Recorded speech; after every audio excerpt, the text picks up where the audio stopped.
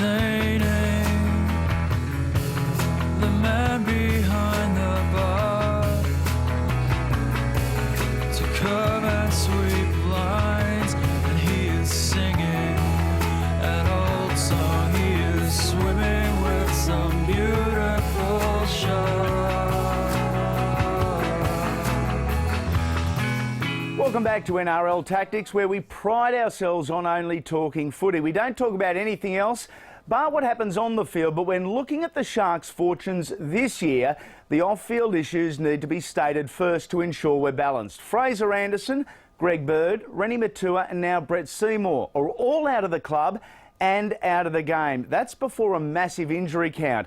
Added to that, past issues have been exposed, even more have rocked the boardroom. It's been a nightmare, and their position on the NRL ladder is a direct reflection of that.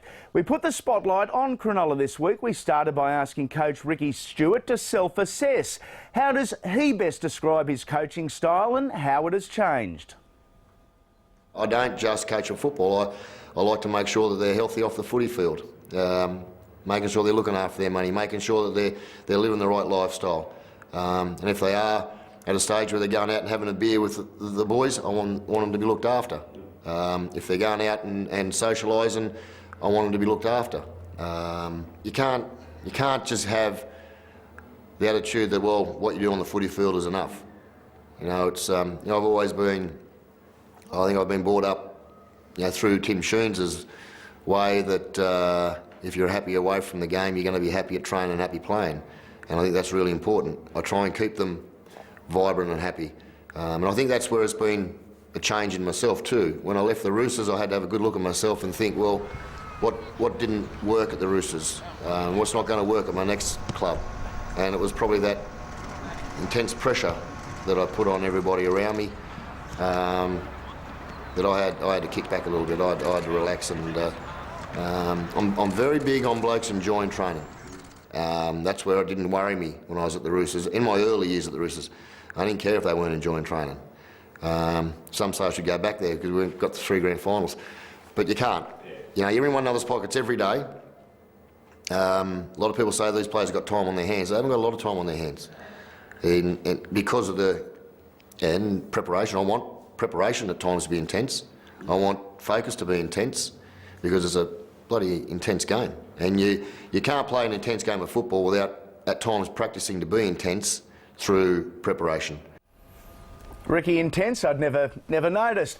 Now, he brought up what I thought was a great point. We see them externally, the general public, of which I'm one, as a rugby league coach. I want to talk about talking game plans and man management. Which is more important? I mean, the football tactical stuff is what we all enjoy, but the man management and the issues of salary caps and player behaviour, all those issues, they're the things you've got to be on top of, probably more than the football issues sometimes, which takes away from what you're there to do.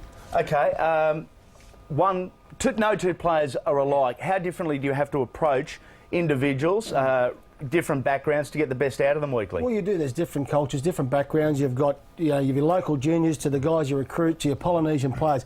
All have different lifestyles away from the game. So you've got to try to develop that, their personalities within the team. And I think it's important you need them to express their personalities, because I think that helps with their football. You're a mentor as well. I would imagine there's late night phone calls with girlfriend issues, with wife issues, with, I'm not going to say boyfriend issues, but whatever. There's personal issues. Players look to you for answers. Yeah, they do. And I mean, if you can't give the answers, you've got to provide a network of support that can. And I think that's a big part of a football club now, is having the right people within the organisation where players can get some help in a whole range of areas, not just their football issues, but personal issues.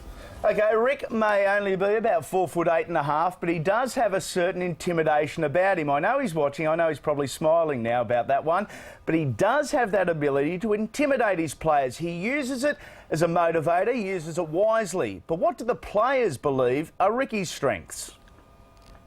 Mate, probably his man management. He's a real man's man. And he expects a lot out of his players. He expects honesty, but he gives it back, and that's where the players have got a real lot of respect for Sticky. Is he intimidating? I think he can be, particularly to a lot of the young blokes, but that's something that a lot of the great coaches have, you know, and Wayne Bennett, you know, Chris Anderson, Phil Gould, they've all got a real belly aura about them. You know, they can be a bit prickly at times, but deep down they got the best interests of the players at heart.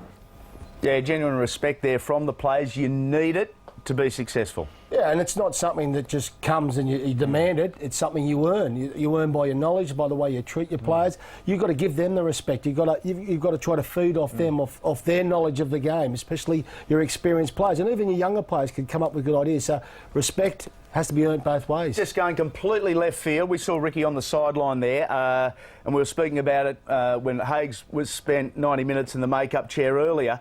You as a coach on the sideline or up the top, you didn't like being down there? No, I didn't. I mean, I'd much rather look at it from up high. Yeah. But obviously, you can see what's going on, but I would have got totally frustrated with the bench and the touch judge and the referee and the crowd. Yeah. They're things that I'd rather just be in my own little area. Water bottles would have been kicked. And you can still be express your disappointment from the box and you're in four walls and no one can hear. No one can hear Yes. you, exactly right. Okay, furthermore, I asked Ricky what his strengths as a coach are. His reply was cut and dry, that he cares about his players.